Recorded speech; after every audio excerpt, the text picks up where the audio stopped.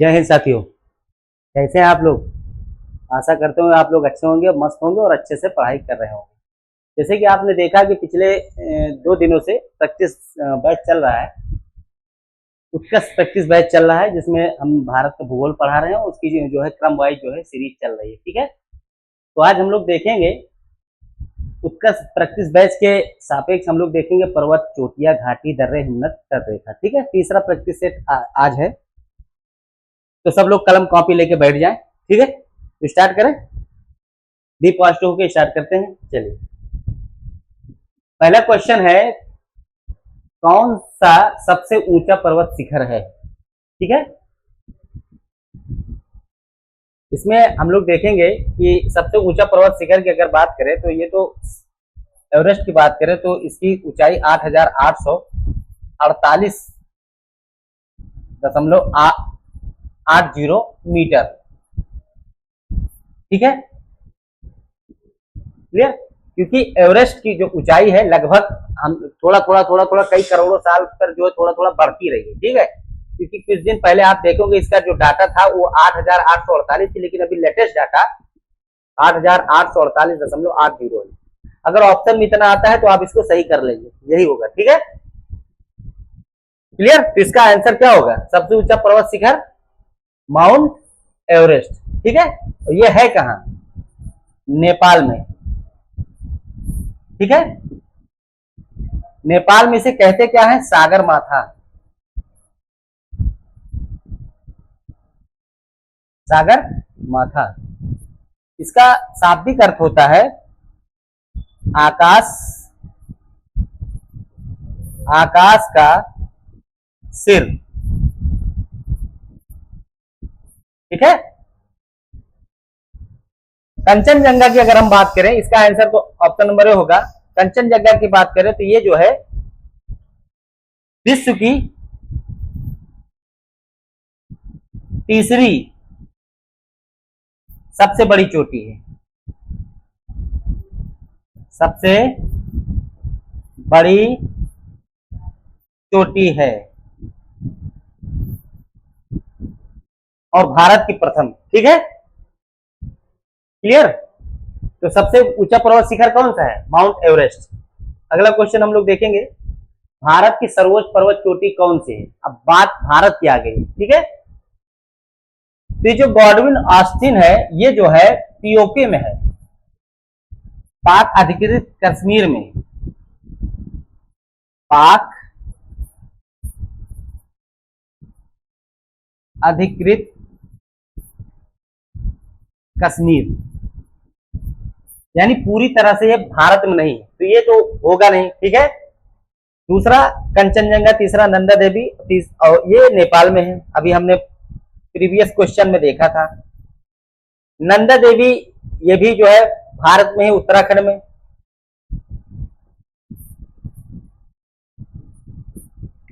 लेकिन इस सबसे भारत के सबसे सर्वोच्च चोटी की बात हो रही है। ठीक है, तो कौन सा ऑप्शन होगा? कंचनजंगा। ठीक है, इसकी ऊंचाई कितनी है? अगर इसकी ऊंचाई की बात करें तो ये 8586 मीटर है। इसका आंसर आंसर नंबर बी। चलिए नेक्स्ट क्वेश्चन, भारत का सबसे ऊंचा पर्वत शिखर। भारत का सबसे ऊंचा पर्वत शिखर जो पहले ऑप्शन में हमने देखा था वही ऑप्शन नंबर ए ही इसका करेक्ट आंसर होगा, कंचनजंगा। ठीक है, कंचनजंगा। एवरेस्ट नेपाल में है। ठीक है, काराकोरम जो है ये पर्वत, ये तो होगा नहीं। मकालू ये भी नहीं होगा, तो इसका right answer option number A. Clear. Question number 4, Nanda Devi स्थित है। इसका आंसर बताएं। नंदा देवी स्थित है, तो नंदा देवी की अगर हम बात करें तो नंदा देवी जो है ये उत्तराखंड में स्थित है, उत्तराखंड में। ठीक है, तो option number B is the correct answer. Clear. Copy और पेन लेकर जो है उसको टिक करते रहें। अगला हम लोग देखते हैं, भारत में शांति घाटी किस राज्य में स्थित है? शांति घाटी किस राज्य में स्थित है? तो हम लोग देखते हैं शांति घाटी यानी साइलेंट वैली, ये जो है केरल में है। कहाँ है? केरल में। ठीक है, चले अगला क्वेश्चन देखते हैं। निम्नलिखित में से कौन सा भारत में ज्वालामुखी द्वीप है? तो भारत में ज्वालामुखी द्वीप की अगर हम बात करें तो little Andaman, little Nicobar, great Nicobar, ये जो ऑप्शन नंबर डी दिख रहा है बैरन द्वीप, ये जो है ज्वालामुखी द्वीप, बैरन द्वीप। ठीक है, कहा? अंडमान निकोबार में। क्लियर? चले अगला नेक्स्ट क्वेश्चन। नाथुला किस राज्य में स्थित है? नाथुला है क्या? नाथुला है दर्रे। ये क्या है? दर्रा है। ठीक है, दर्रा क्या होता है? दो पहाड़ों, मान लो ये पहाड़ है, इनके बीच में जो रास्ता होता है पहाड़ों के बीच में, यही तो दर्रा होता है। ठीक है, तो नाथुला किस राज्य में स्थित है? नाथुला जो है सिक्किम में है। अच्छा, नाथुला के सिक्किम में नाथुला भी है और जय लेप्ला भी है। ठीक है, दोनों दर्रे कहां है? सिक्किम में। तो इसका ऑप्शन नंबर डी सही होगा। ठीक है, नाथुला किस राज्य में है? सिक्किम में, और इसी के साथ जयलेपला भी सिक्किम में ही है। ठीक है, चलिए नेक्स्ट क्वेश्चन। लिपुलेख दर्रा स्थित है। ठीक है, लिपुलेख दर्रा स्थित है। तो लिपुलेख, लिपु लेख, माना, मीत, ये सब दर्रे कहाँ है? उत्तराखंड में।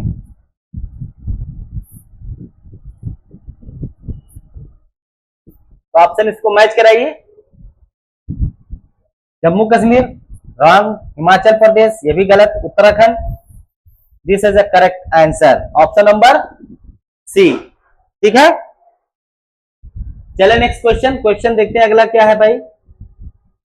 रोहतांग दर्रा अवस्थित है। ठीक है, चलिए हम लोग देखते हैं रोहतांग दर्रा अवस्थित है कहाँ अवस्थित है, देखते हैं भाई। रोहतांग दर्रा की अगर हम बात करें, रोहतांग, रोहतांग, इसके अलावा सिपकीला,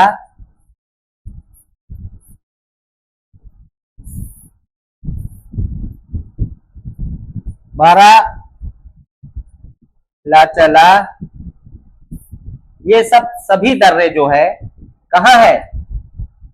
हिमाचल प्रदेश में है। हिमाचल प्रदेश में है। ठीक है, इसका एक खूबसूरत ट्रिक है, सिर पड़ा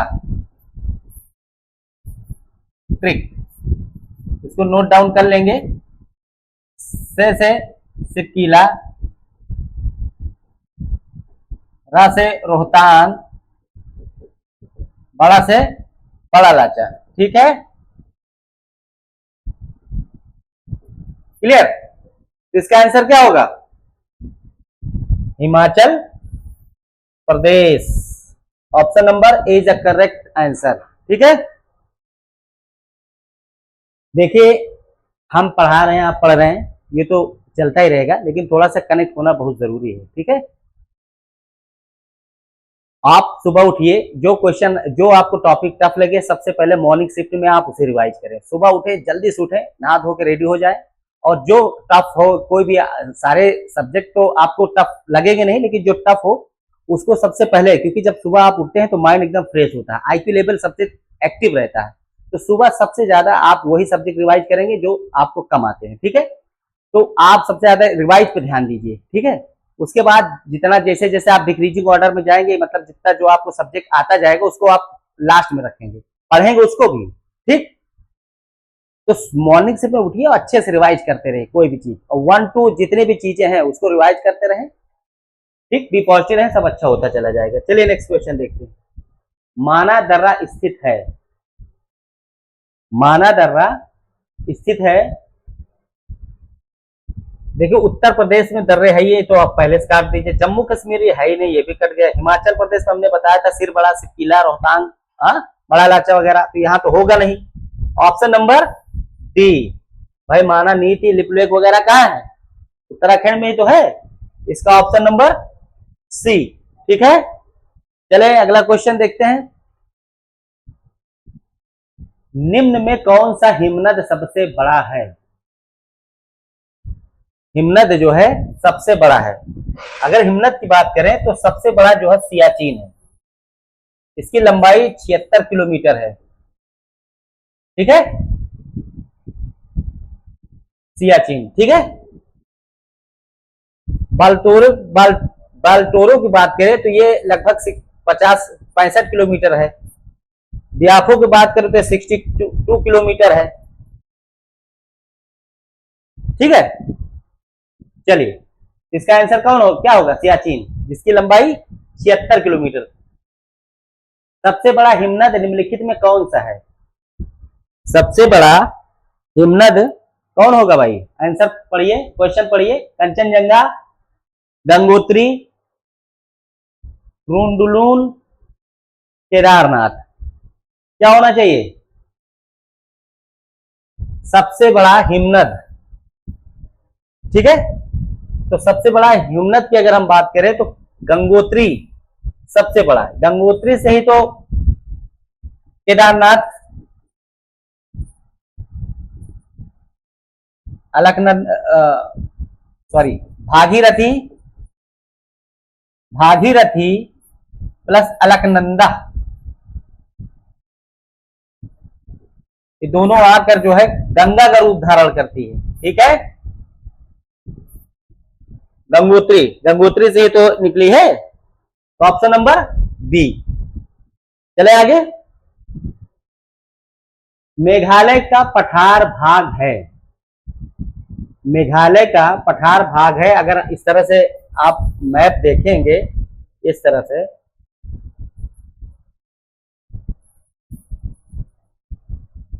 तो मेघालय यहां पर है, ये मेघालय है। ठीक है, और बात क्या कर रहा है? प्रायद्वीपीय खंड का। प्रायद्वीपीय खंड ये जो है ये। ठीक है, तो ये जो है, ये जो बीच में स्पेस है, ये गारो और राजमहल पहाड़ियों द्वारा, ठीक है,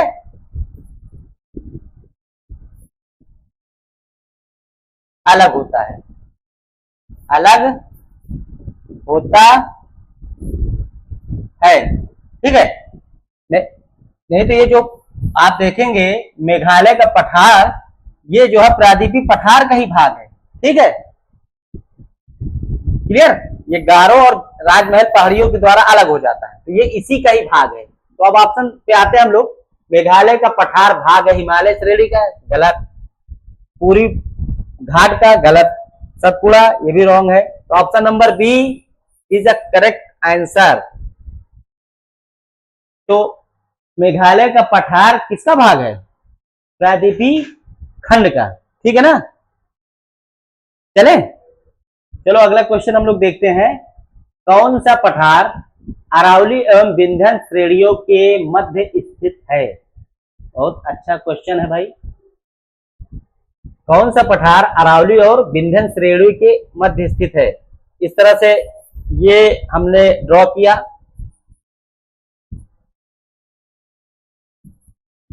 तो आप देखेंगे अरावली, यहां पर अरावली पड़ेगी, विंध्य यहां दिखेगा आपको। ठीक है, तो विंध्य और अरावली के मध्य स्थित है, तो यही यहां पर ये जो स्थित है, यही तो है। क्या है? यही तो मालवा का पठार है। मालवा का पठार। अब मालवा का पठार कैसे निर्मित हुआ है? ज्वाला मुखी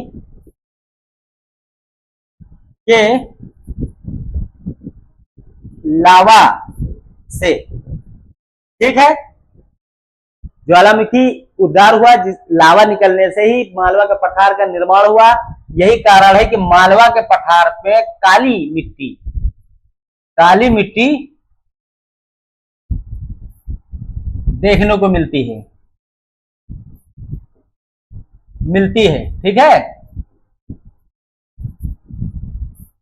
तो इसका आंसर हम लोग देखते हैं भाई, मालवा का पठार। और मालवा का पठार राजस्थान, मालवा का पठार कहाँ का फैला हुआ है? मालवा का पठार की अगर बात करें तो यह राजस्थान प्लस एमपी यानी मध्य प्रदेश में तक आपको देखने को मिलेगा, ठीक है। तो इसका आंसर क्या होगा? अरावली और विंध्य के बीच में देखना है, तो इसका आंसर मालवा का पठार आंसर होगा ऑप्शन नंबर ए, ठीक है। ये अरावली और विंध्य के बीच में मालवा का पठार है। इसका निर्माण ज्वालामुखी के लावा से निर्मित हुआ है, और लावा के निर्मित होने के कारण यहाँ की जो मिट्टी होगी वो काली पाई जाएगी, ठीक है, क्लियर। और मालवा का पठार राजस्थान और मध्य प्रदेश तक फैली हुई है, ठीक है। इसका आंसर क्या होगा? आंसर नंबर 1 यानी ए, मालवा का पठार। अगला क्वेश्चन देखते हैं, दंडकारण्य भारत के किस भाग में स्थित है? तो दंडकारण्य भारत के किस भाग में स्थित, अगर इसकी बात करें तो ये इस तरह से ये ऑप्शन ये आप देखें तो, ठीक है। तो दंडकारण्य जो है इसका ये कुछ तो छत्तीसगढ़ में है, कुछ छत्तीसगढ़ में, उड़ीसा, आंध्रा, महाराष्ट्र, ठीक है। तो उसका सटीक जो है एक दिशा में नहीं जाएगा, यानी दक्षिण पूर्व, इसका आंसर ये होना चाहिए, दक्षिण पूर्व, ठीक है, दक्षिण पूर्व और पूर्व और बीच कुछ जो है पश्चिम में आना चाहिए, ठीक है। तो ऑप्शन इसमें से कोई भी सही नहीं होगा। अगर कुछ हद तक देखा जाए तो पश्चिम मान सकते हैं, लेकिन ये भी सस्पेंस बना हुआ है, ठीक है भाई। दंडकारण्य एक वन ही तो था, ठीक है। ऐसा माना जाता है कि राम भगवान जो है मैक्सिमम जो है जो 14 वर्ष का वनवास हुआ तो मैक्सिमम यही जो है बिताए थे, ठीक है। इन दंडकारण्य वनों में ही वो जो 14 वर्ष का वनवास बिताए थे राम भगवान जी ने, ठीक है। तो इसका अगर सही आंसर देखा जाए तो पश्चिम होगा नहीं, क्योंकि ये जो है छत्तीसगढ़ में कुछ हिस्सा दिखेगा, उड़ीसा में, महाराष्ट्र और आंध्रा, तो कैसे पश्चिम में मान लेंगे, ठीक है। तो ये जो है इसमें ऑप्शन के हिसाब से हम पश्चिम मान सकते हैं, लेकिन ये सस्पेंस बना हुआ। नेक्स्ट क्वेश्चन देखते हैं, भारत की तट रेखा की कुल लंबाई लगभग कितनी है? तो तट रेखा की लंबाई देखने से पहले हम लोग भाई इस तरह से फ्री फ्लो मैप ड्रॉ करेंगे, इस तरह से, ठीक है। तो आप देखेंगे पहले जो भारत की तट रेखा की कुल लंबाई होती थी उसको सीधा सीधा मापा जाता था, ऐसे ऐसे सीधा सीधा सीधा सीधा, बस एक ओवरलैपिंग ले लिया जाता था, ऐसे मापा जाता था। तो कुल लंबाई निकल के आती थी तकरीबन 7,500 किलोमीटर लगभग। लेकिन अभी हाल ही डाटा में भारत की जो तटरेखा की लंबाई फिर से मापी गई, तो ये जो निकल के आया 11,098.8 किलोमीटर। ये इतना कैसे बढ़ गया? इसलिए बढ़ गया कि भारत जो है सीधी तो है नहीं इसकी तटरेखा। आप मैप बनाएंगे तो यहाँ से ये जो है कर्व बनता जाएगा, यहाँ ये कर्व है, ऐसे मापा गया, ये पूरा ये कर्व है, ये जहां जहां से फोल्ड है सबको माप लिया गया, पहले ऐसे नहीं था, ठीक है। ये जहां जहां से भारत, हम अपना प्यारा भारत जहां जहां से फोल्ड है वो पूरे फोल्ड को ओवरलैपिंग करते हुए मापा गया, जिसके कारण इसकी तट रेखा की लंबाई बढ़ गई। तो अब डाटा हिसाब से अगर देखा जाए तो इसकी लंबाई यहाँ पर तो सारे ऑप्शन रॉन्ग है।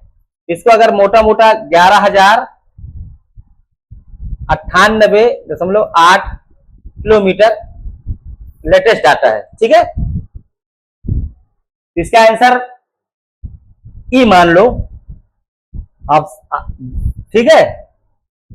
जो भाई भारत की जो तट रेखा है वो इतना कटी पिटी है, उसको जो है आप मापेंगे अंदर से जितना जहां जहां और है सारी कटिंग जहां से हुई है सबको पूरा मापा गया, जिसके कारण उसकी लंबाई, भारत की तट रेखा की लंबाई में बढ़ोतरी हुई है, ठीक है। चलिए नेक्स्ट क्वेश्चन, भारत के किस राज्य का समुद्री तट सबसे अधिक लंबा है? अब समुद्री तट रेखा की बात हो रही है तो थोड़ा सा भी देख लिया जाए भाई।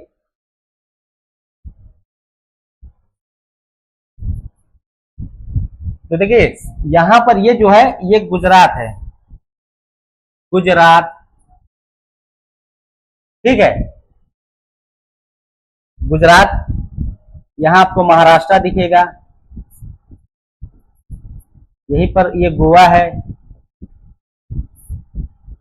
ये आपको कर्नाटका दिखेगा, ये केरल, ये तमिलनाडु,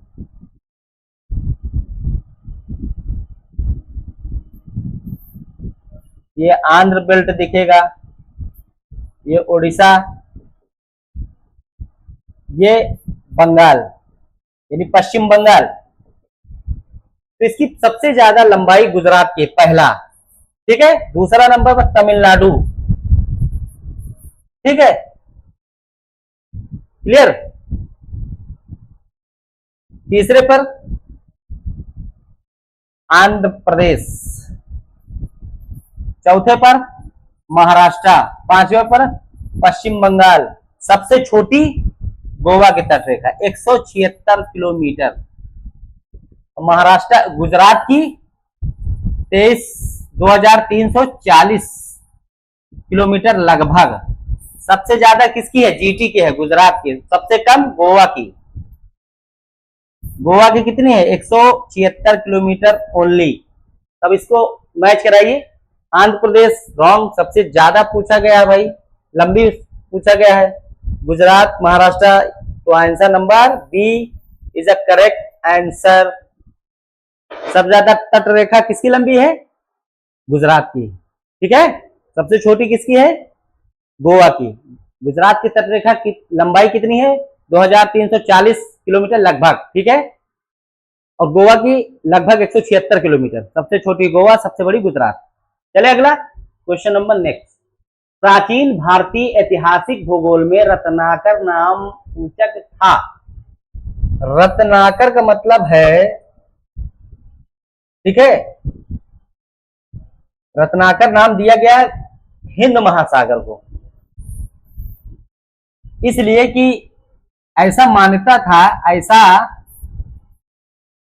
मान्यता थी कि हीरे और रत्न हिंद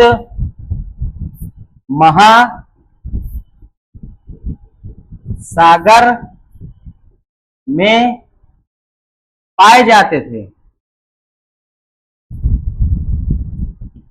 ठीक है। इसी कारण रत्नाकर सूचक था हिंद महासागर का। Option number C is a correct answer. Ratnakar सूचक इसलिए था कि ऐसा मान्यता थी कि हिंद महासागर में हीरे और रत्न पाए जाते हैं, ठीक है। मूल्यवान महासागर की मान्यता दी गई थी, ठीक है। तो इसका ऑप्शन कौन होगा? हिंद महासागर। नेक्स्ट चलते हैं। सर्वाधिक तटीय अपरदन होता है। भाई तटीय अपरदन सर्वाधिक क्या होगा? अगर इस तरह से आप ये तट बनाएंगे तो सबसे ज्यादा जो तट पे अपरदन, यानी अपरदन मतलब कटाव, अपरदन की अगर बात करें यानी कटाव, किससे होगा? धाराओं से। भाई धाराएं क्या होती है? धाराओं ज्वार भाटा, सुनामी, लहरों, इनसे तो होगी नहीं। सबसे ज्यादा भाई जो बराबर कंटिन्यू होती रहे, लहरों से, लहरों से अपरदन ज्यादा होता है, ठीक है। क्लियर? तो इसका आंसर क्या होना चाहिए? ऑप्शन नंबर है लहरों से। चलिए नेक्स्ट, तमिलनाडु का समुद्र तट कहलाता है। अब भाई देख लेते हैं इसको भी क्या कहलाता है। भाई ये देखिए गुजरात है, इसको कहते हैं काठियावाड़ तट। काठियावाड़ तट, ठीक है। यहां आप आएंगे, ये मिलेगा आपको महाराष्ट्र, यहीं आपको गोवा दिखेगा। इन दोनों मिला के होगा कोंकण तट। क्या होगा? कोंकण तट। यहां आपको दिखेगा कर्नाटक, यह होगा कन्नड़ तट। क्या होगा? कन्नड़ तट। यहां पर आप देखेंगे ये आपको केरल दिखेगा। यहां ये क्या होगा? मालाबार तट। मालाबार तट। इधर से चलते हैं, यहां पर आपको दिखेगा उत्कल तट। ये कहां है? उड़ीसा में। कहां? उड़ीसा में। यहां आपको दिखेगा आंध्रा तट, आंध्र प्रदेश में। यहां आपको दिखेगा ये बेल्ट कोरोमंडल तट। कोरोमंडल तट ये कहां है? तमिलनाडु में। ठीक है। जब प्रायद्वीपीय भारत नदियां हम बताएंगे तो उसमें बताएंगे विदर्भ की प्रायद्वीपीय नदियों के क्या कैरेक्टर क्या होता है कि वो दक्षिण पश्चिम मानसून से वर्षा के जल पाते हैं तो गर्मी के दिनों में सूखने लगते हैं। लेकिन उसमें एक अपवाद नदी है कावेरी। कावेरी क्या है? वो दक्षिण पश्चिम मानसून के अलावा उत्तर पूर्व मानसून यानी लौटते हुए मानसून से भी वर्षा का जल प्राप्त करती है, जिसके कारण कावेरी नदी को बारामासी नदी कहते हैं। और वो आकर लौटते हुए मानसून आकर कोरोमंडल के तट पर शीत ऋतु में बीहड़ वर्षा करती है, जिसके कारण कावेरी नदी को दो जो है दक्षिण पश्चिम मानसून और उत्तर पूर्व दोनों मानसून से वर्षा जल मिलता है, जिसके कारण प्रायद्वीपीय भारत के एकमात्र नदी कावेरी है जो बारहमासी है। ठीक है, उसमें हम क्लियर बताएंगे। तो इसका आंसर क्या होगा? तमिलनाडु का समुद्र तट कहलाता है। अब तमिलनाडु देख लीजिए क्या कहलाएगा? कोरोमंडल तट। ठीक है। सरकार तट गलत, कोंकण ये भी गलत, मालाबार गलत, कोरोमंडल तट। ठीक है। तमिलनाडु का क्या होगा? कोरोमंडल। भाई सबका हमने बता दिया। गुजरात में काठियावाड़ हो गया, गोवा महाराष्ट्र में कोंकण हो जाएगा, कर्नाटक में कन्नड़ हो जाएगा, केरल में मालाबार हो जाएगा, उत्कल देख लो उड़ीसा, आंध्रा में आंध्र तट है और तमिलनाडु क्षेत्र में आपको कोरोमंडल दिखेगा। ठीक है, वही इसका आंसर एग्जैक्ट होगा। चले नेक्स्ट, अंडमान और निकोबार द्वीप समूह में सबसे अधिक ऊंचाई वाली चोटी कौन सी है? अंडमान निकोबार में सबसे ऊंची वाली चोटी भाई ये पाक जल संधि, ये श्रीलंका, यहाँ लक्षद्वीप, ये नीचे मालदीव, यहाँ अंडमान निकोबार है। यहीं पर सैडल पीक। ठीक है, यही सैडल पीक चोटी सबसे ऊंची। Option number A is the correct answer. Andaman Nicobar की सबसे ऊंची चोटी कौन सी है? Saddle peak. ठीक है, चलिए नेक्स्ट, अंडमान व निकोबार स्थित है बंगाल की खाड़ी में। दो द्वीप बंगाल की खाड़ी में, द्वीप समूह अरब सागर में। भाई हमने आपको बताया था ना अभी, ये इस तरह से मैप बना है, इस तरह से। तो ये इधर अरब सागर है, अरब सागर। ठीक है, ये श्रीलंका, ये पाक जल संधि, ये नीचे हिंद महासागर और ये बंगाल की खाड़ी। बंगाल की खाड़ी। ठीक है, और बंगाल की खाड़ी जस्ट इसी के नीचे तो यहीं पर अंडमान निकोबार है। ठीक है, तो अंडमान निकोबार किधर पड़ा? बंगाल की खाड़ी। तो देख लेते हैं, बंगाल की खाड़ी में दो द्वीप है, बंगाल की खाड़ी में द्वीप समूह है। ठीक है, तो option number B is the correct answer. Clear? Okay. चलिए नेक्स्ट, 10 डिग्री चैनल पृथक करता है। 10 डिग्री पृथक करेगा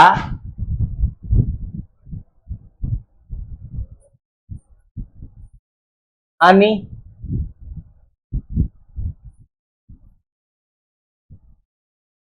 ममी लमी। ठीक है, अंडमान निकोबार, आ से अंडमान प्लस निकोबार, ये कितना हुआ 10 डिग्री। ठीक है, मालदीव प्लस मिनिकॉय, मा से मालदीव, मी से मिनिकॉय, ये कितना है 8 डिग्री। लमी के बाद मतलब है ला से लक्षद्वीप प्लस मिनिकॉय, ये 9 डिग्री चैनल। ठीक है, तो हम मिला लीजिए 8-10 डिग्री चैनल अनि में है अंडमान निकोबार। तो option number A is the correct answer. Andaman channel 10 degree channel पृथक करता है अंडमान और निकोबार। ठीक है, चलिए अगला क्वेश्चन देखते हैं। बैरन द्वीप अवस्थित है अरब सागर में, भूमध्य बंगाल खाड़ी में, भूमध्य सागर में, चीन सागर में। ठीक है, तो आप देखेंगे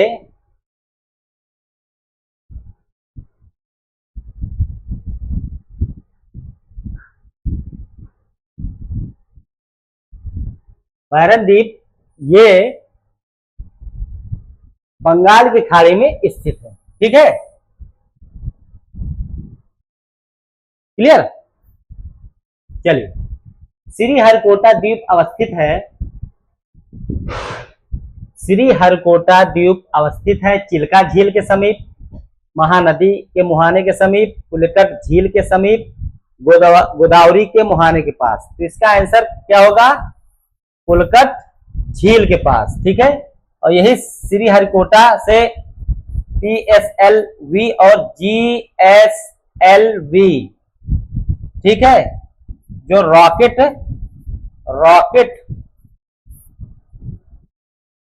लॉन्च होते हैं। ठीक है, और श्रीहरिकोटा क्या है, ये जो है अगर आप देखेंगे तो ये भूमध्य सागर के समीप होने के कारण, भूमध्य सागर के समीप होने के कारण प्रक्षेपण के लिए उपयुक्त जगह माना जाता है। ठीक है, तो इसका आंसर क्या होगा, पुलिकट झील के समीप। ठीक है, पुलिकट झील समझ रहे हैं, आंध्र प्रदेश। ठीक है, चलिए राम सेतु शुरू होता है। अब राम सेतु की अगर हम बात करें तो इस तरह से मैप देखें, तो राम सेतु की बात करें तो यहां पर आप यहां से, ये तो पाक जल संधि, ये श्रीलंका। ठीक है, तो ये राम सेतु जो जहां शुरू होगा उसको बोलते हैं धनुष कोडी। ठीक है, और ये खत्म कहां होगी, मन्नार द्वीप श्रीलंका, मन्नार द्वीप श्रीलंका में। ठीक है, इन दोनों के बीच जो है लंबाई कितनी है, 48 किलोमीटर की। जो राम सेतु है शुरुआत होती है धनुषकोट से और खत्म होगी, समाप्ति होगी मन्नार द्वीप श्रीलंका के पास, और इन दोनों के बीच की जो लंबाई है कुल 48 किलोमीटर है। और राम सेतु को एडम ब्रिज या आदम ब्रिज भी कहते हैं, एडम ब्रिज, आदम ब्रिज भी कहते हैं। ठीक है, क्लियर। तो इसका आंसर क्या होना चाहिए भाई, शुरुआत कहां से होती है, धनुषकोट से। तो option number A is a right answer. Clear. ठीक है, किसी चीज का हेडेक न लीजिए, अच्छे से पढ़िए। आप लोग भाग्यशाली हैं, पढ़ने को मौका मिला है। ठीक है, कि हिंदुस्तान का डाटा उठा के देखिए, डाटा कुछ और कहता है। ठीक है, पढ़ने वालों की संख्या कम ही है, उसमें कंपटीशन की तैयारी करने वालों की संख्या और भी कम है। ठीक है, आप अपने गांव मोहल्ले समाज से अकेले होंगे या एक दो और भी होंगे, तो आप समझ लीजिए लाखों करोड़ों में आप अकेले हैं। आप लकी हैं कि आपको पढ़ने को मिला, कुछ करने के लिए मिला। ठीक है, छोटी सी जिंदगी है और अच्छे से कुछ कर गुजर जाना। ठीक है, पॉजिटिव होकर खूब पढ़िए, जो है खाइए, जो मिले खाइए, खूब बढ़िया से पढ़िए, अच्छा नींद लीजिए, और जब जब आंख खुल जाए तब पढ़िए। कोई शेड्यूल ना बनाइए, जब आंख खुल जाए। स्टूडेंटों के लिए कोई शेड्यूल नहीं होता, ना मॉर्निंग, ना इवनिंग, ना आफ्टरनून, कोई शेड्यूल होता नहीं। क्लियर? जब आंख खुल जाए 2 बजे, 3 बजे, 4 बजे, 5 बजे पढ़ो। जब तक सफल नहीं होते हो, ना आपके लिए दिन है, ना आपके लिए रात है, ना शादी, ना बिया बारात, कुछ नहीं। ठीक है, जब आप असफल हो कहीं शादी बारात बिया में, आपको कोई देखने वाला भी नहीं होगा। ठीक है, कि मौसी की शादी है, चाची की शादी है, इनकी शादी, उनकी शादी, कुछ नहीं। Everything is wrong according to you. आप सफल होइए पहले, सफल हो जाएंगे ना तो आप कहते हैं जबरदस्त आप बुलाए जाएंगे। आप पूरी शादी में, आप किसी फंक्शन, छोटे बड़े किसी भी फंक्शन में, सबकी नजर आपके ऊपर होगी, तो आप अपने ऊपर खर्च कीजिए, छोड़ दीजिए दुनिया को। सब स्वार्थी हैं, सब स्वार्थी हैं। अपने पर ध्यान दीजिए, कुछ टाइम अपने ऊपर खर्च कर लीजिए। ठीक है, 6 महीने का खेला है बस। 180 दिन का खेल अपने आप पर दे दीजिए, देखिए आप बदल ना जाए तो कहना। ठीक है, खुश रहिए, अच्छे से पढ़िए। चलिए नेक्स्ट क्वेश्चन, लक्षद्वीप कहाँ स्थित है? लक्षद्वीप कहाँ स्थित है? अभी हमने कई बार आपको इस तरह से ड्रॉ करके दिखाया था कि भाई लक्षद्वीप, ये श्रीलंका, यहाँ अरब सागर दिखेगा आपको, इधर अरब सागर है, अरब सागर, और यहाँ पर लक्षद्वीप है। इसी नीचे आप देखेंगे मालदीव दिखेगा, जस्ट उसी के नीचे आपको जो है 0 डिग्री अक्षांश दिखेगा, और यहाँ अंडमान निकोबार है। तो ये लक्षद्वीप कहाँ है भाई? अरब सागर है ना, तो इसमें अरब सागर ढूंढिए। Option number B is right answer. Clear? अरब सागर की तरफ लक्षद्वीप है, तो आंसर क्या होना चाहिए? अरब सागर। ठीक है, चलिए नेक्स्ट, निम्नलिखित में से कौन सा एक प्रवाल द्वीप है? प्रवाल द्वीप है भाई, देखते हैं इस तरह से मैप बना, तो प्रवाल द्वीप क्या है? ये जो लक्षद्वीप है, ये तो प्रवाल द्वीप है। ठीक है, लक्षद्वीप क्या है? जहां प्रवाल द्वीप बनता है उसके लिए क्या एटमॉस्फेयर क्या होना चाहिए? पहले तो पानी जो है गर्म होना चाहिए, जल जो है उथला होना चाहिए।